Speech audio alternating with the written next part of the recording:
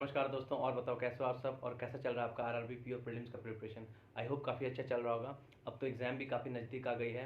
5 और 6 को पेपर है और काफ़ी एंग्जाइटी और डर लग रहा होगा कि पता नहीं मेरा पेपर कैसा जाएगा, मेरा शिफ्ट का पेपर कहीं टफ तो नहीं आएगा, पेपर क्लियर होगा कि नहीं होगा, पेपर कहीं टफ तो नहीं हो जाए। ये सारी चीज़ें दिमाग में चलती है जो कि काफ़ी नेचुरल और कॉमन है। सभी एस्पिरेंट्स के दिमाग में यही चल रही होगी, क्योंकि मैं भी जब एग्ज़ाम पहले देने के लिए जाता था तो मेरे मन में भी ये सारी चीज़ चलती रहती थी। अभी मैं इंडियन बैंक में as a head cashier posted हूँ और पहले मैं आरआरबी क्लर्क और एसबीआई क्लर्क मैंने क्लियर किया है। तो आज मैं आपको बताऊंगा कि आप अगर इस तरीके से पेपर को अटेम्प्ट करेंगे तो आप काफ़ी अच्छा परफॉर्म कर पाएंगे और आपके सिलेक्शन में काफ़ी हेल्प मिलेगा। लेकिन आगे बढ़ने से पहले चैनल पर नया हो तो चैनल को सब्सक्राइब करना, वीडियो अगर अच्छा लगे तो लाइक करना, दोस्तों के साथ शेयर करना। और अगर आप मेरे साथ जुड़ना चाहते हो तो टेलीग्राम चैनल का लिंक डिस्क्रिप्शन में दे दिया है। काफ़ी सारे लोग जुड़े हुए हैं, मैं उनको गाइड करता रहता हूँ कि कैसे बैंक में प्रिपरेशन करना है और कैसे सिलेक्शन लेना है, और काफ़ी सेलेक्टेड लोग भी वहाँ पे आपको मिलेंगे। तो जब आप एग्ज़ाम में बैठेंगे तो आपके दिमाग में ये दो चीज़ें पहले आएगी कि पहले क्वांट करे या रीजनिंग, या अभी भी आती होगी कि पहले क्या अटेम्प्ट करना चाहिए, क्वांट या रीजनिंग। तो इसमें क्या है कि आपको डिसाइड करना है कि आपका कौन सा पेपर ज़्यादा अच्छा है, क्वांट में आप बेहतर हो या रीजनिंग में हो। लेकिन अगर आप मेरे से पूछेंगे तो मैं आपको हमेशा यही एडवाइस करूंगा कि आप पहले रीजनिंग को अटेम्प्ट करें, ठीक है। अब रीजनिंग को अटेम्प्ट करने का भी तरीका क्या है। देखिए, आपको 80 में 80 क्वेश्चन तो करने नहीं है, आपको 60 to 65 क्वेश्चन करने हैं। क्योंकि अगर पेपर का लेवल थोड़ा इजी हुआ तो 65 और थोड़ा टफ हुआ तो 60 विथ 99% एक्यूरेसी, क्योंकि क्वांट और रीजनिंग में आपको गलती नहीं करनी है। एक आध गलती आप अफोर्ड कर सकते हैं। तो अगर, क्योंकि पेपर अगर टफ आएगा तो 60 क्वेश्चन अगर आप करके आएंगे तो नॉर्मलाइजेशन में वो 65 या 68 भी हो जाता है। तो आपको 65 के अराउंड क्वेश्चन करने हैं, ये आपको दिमाग में लेके चलना है। 80 आपको नहीं करना है क्योंकि आरआरबी पीओ का पेपर है। अब रीजनिंग में भी आपको कैसे अटेम्प्ट करना है। अगर आपका पेपर पजल से स्टार्ट हुआ तो मैं आपको यही एडवाइस करूंगा कि आप पजल से स्टार्ट ना करें, क्योंकि पजल में एक बार अगर आप फंस गए, अगर 2-4 मिनट भी चला गया तो आपको पता है कि आरआरबी पीओ या आरआरबी क्लर्क का पेपर में टाइम का कितना बड़ा ये है, रोल प्ले करता है। अगर आप थोड़ा सा 2-3 मिनट गड़बड़ा गया, कॉन्फिडेंस डाउन हो गया तो पूरा पेपर खराब हो जाएगा।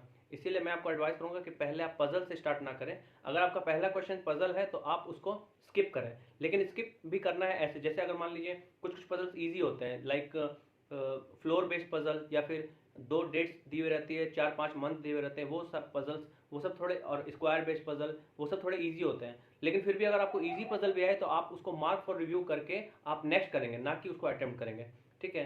तो पहले क्या अटेम्प्ट कर सकते हैं। देखिए, एग्जाम में होता क्या है कि अगर आप शुरू में 6-7-8 क्वेश्चन अगर आपने अच्छे से कर लिया तो एग्जाम में कॉन्फिडेंस लेवल काफ़ी अच्छा हो जाता है, ठीक है। उसके बाद आप पजल अटेम्प्ट कर सकते हैं और बन भी जाता है। लेकिन स्टार्ट में अगर आप पजल अटेम्प्ट कर लेंगे और अगर आप फंस गए तो वो फिर प्रॉब्लमेटिक हो जाएगा। तो आप चाइनीज़, देखिए एग्जाम में आता क्या है, रीजनिंग में चाइनीज़ कोडिंग डिकोडिंग आता है, आप उससे शुरू कर सकते हैं। इनइक्वालिटी आता है, आप वो बना सकते हैं। सीलॉक्स आता है, आप उसको टच कर सकते हैं। डायरेक्शन के क्वेश्चंस आते हैं, आप वो कर सकते हैं। लेकिन एक एक मार्क्स वाले क्वेश्चंस आपको शुरू में नहीं करने हैं, रीजनिंग में मैं बता रहा हूँ, ठीक है। हमेशा कोशिश करिए कि आपको बंचेस में जो क्वेश्चन है वो मिले। जैसे मैंने आपको बताया, इनइक्वालिटी, सीलॉक्स, चाइनीज़ कोडिंग डिकोडिंग, ये सब क्या है, बंच वाले क्वेश्चन, इसमें आपको 3-4 क्वेश्चन मिलेंगे ही मिलेंगे। तो इसको पहले आपको करना है। डायरेक्शन बेस्ड क्वेश्चन आप उसको कर सकते हैं स्टार्टिंग में भी। अगर आपको, अगर ये सब चीज़ें जो मैं बता रहा हूँ, अगर स्टार्टिंग में आपको ये मिल गए तो आप ये सब कर सकते हो, ठीक है। उसके बाद आप पजल कर सकते हो। अब पजल में भी आपको डिसाइड करना है कि किसमें आपका जो स्ट्रॉन्ग पॉइंट कौन सा पजल है। क्योंकि अगर आप बात करें इसका, बॉक्स बेस्ड पजल हो गए, अनसर्टेन नंबर ऑफ पीपल वाले पजल, ये सब क्या है कि लोगों को फंसाते हैं, ट्रैप वाला पजल है। अनसर्टेन नंबर ऑफ पीपल वाले पजल में प्रॉब्लम क्या है कि उसमें आपके क्वेश्चन का जो नंबर होता है वो कम होता है, 3 होते हैं, कभी कभी 2 भी होता है। तो वो प्रॉब्लम होता है क्योंकि आप टाइम पूरा दे चुके होते हैं और आप 2 या 3 ही क्वेश्चन बना पाते हैं। तो इसीलिए मैं आपको यही बोलूँगा कि सबसे पहले आप बंच वाले क्वेश्चन करें। आप पजल को बीच में उठाएं, शुरू में पजल को मत बनाएं, मार्क फॉर रिव्यू करके छोड़ दें। जो पजल आपको लग रहा है कि हाँ ये इजी, उसको मार्क फॉर रिव्यू करके छोड़ दें। और जब आपका सीलॉक्स वगैरह बन जाएगा, इजी क्वेश्चन 5-6-7-8 बन जाएंगे, उसके बाद आप पजल की तरफ जाएं। ये काफ़ी इफेक्टिव मेथड है, मैंने इसको यूज़ किया है और मेरे रिजल्ट भी हुए हैं, ठीक है। और मैंने जिनको भी बताया है उन्होंने भी काफ़ी यूज़ किया है इसको और उनके भी रिजल्ट हुए हैं। अब मैं बात करता हूँ 1 नंबर वाले क्वेश्चन। तो जब आप 5-6 क्वेश्चन कर लेंगे स्टार्टिंग में, फिर पजल 2-4 बना लेंगे, और उसके बाद आप 2-3 क्वेश्चन, 4 क्वेश्चन, एक एक नंबर मार्क्स वाले करेंगे। ब्लड रिलेशन का क्वेश्चन आता है जो कि काफ़ी टफ होता है एग्जाम में, तो उसको आपको ठीक से टैकल करना है। अगर 1 मिनट में पकड़ा गया तो ठीक है, नहीं तो फिर उसको छोड़ देना है। अब बात करते हैं क्वांट में। तो क्वांट में आपको पता है कि, अगर आपको पता नहीं तो मैं आपको बता रहा हूँ कि आरआरबी पीओ में 10 क्वेश्चन ऐसे होते हैं जो आपको इजी मिलते हैं। जैसे उस 10 क्वेश्चन में क्या क्या होता है, या तो आपको सिंप्लीफिकेशन और क्वाड्रेटिक एक साथ मिलेगा 5-5, या फिर क्वाड्रेटिक और नंबर सीरीज 5-5, या फिर सिंप्लीफिकेशन एंड नंबर सीरीज, ठीक है, ये आपको 10 क्वेश्चन इसमें से जरूर देखने को मिलेंगे। नंबर सीरीज जो है अगर वो रॉन्ग वाला हुआ और बहुत लेंदी हुआ तो आप पांचों का पांचों करने के चक्कर में नहीं रहेंगे। आप कोशिश ये करेंगे कि 5 में से 3 भी अगर आपसे बन गया शुरू में एक नज़र में, नंबर सीरीज अगर एक नज़र में बन गया तो ठीक है, नहीं तो फिर दोबारा उसको आपको तुरंत नहीं देखना है, लास्ट में अगर टाइम मिला तब देखना, क्योंकि वो टाइम बहुत कंज्यूमिंग होता है। ठीक है, तो आप 10 क्वेश्चन यहाँ से उठा सकते हैं क्वांट में। डीआई अगर 2 आता है जनरली, ग्राफिकल डीआई 2 आता है और एक आता है केसलेट। मैं आपको ये एडवाइस करूंगा कि केसलेट नहीं उठाइएगा। अगर आपका बहुत स्ट्रांग है केसलेट तो बात अलग है, नहीं तो केसलेट ने बहुत सारे लोगों को डुबाया है, मुझे भी डुबाया है, इसीलिए केसलेट से आप कभी शुरुआत नहीं करेंगे। क्वांट में आपको ये सारी चीज़ें अगर पहले मिलेंगे तो आप शुरुआत कर सकते हैं।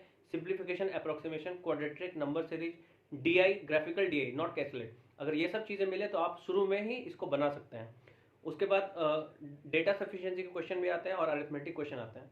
तो आपके दिमाग में ये होना चाहिए कि रीजनिंग में आपको 32 से 35 क्वेश्चन करने हैं और क्वांट में भी 30 से क्वेश्चन करने हैं, 30 टू 35, यानी कि 60 से 65 क्वेश्चन आपको करने हैं।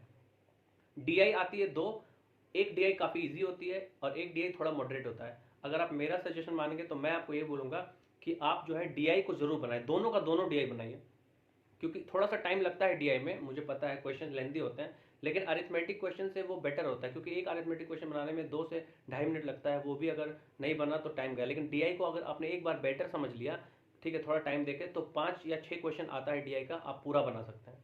तो मैंने आपको सारी चीज़ें बता दी है, कैसे अटेम्प्ट करना है और क्या क्या करना है। उसके बाद अरिथमेटिक क्वेश्चन भी आपको बनाने हैं, वो भी चूज़ करके आपका कौन सा स्ट्रॉन्ग पार्ट है, जैसे time and work, time and distance, profit loss, simplification, SI CI, ये सारी जो क्वेश्चन है वो काफ़ी कॉमन होते हैं और काफ़ी रिपीटेड कॉन्सेप्ट पे आते हैं। तो अगर आपका कमांड इस पे है तो आप इसको भी टच कर सकते हैं।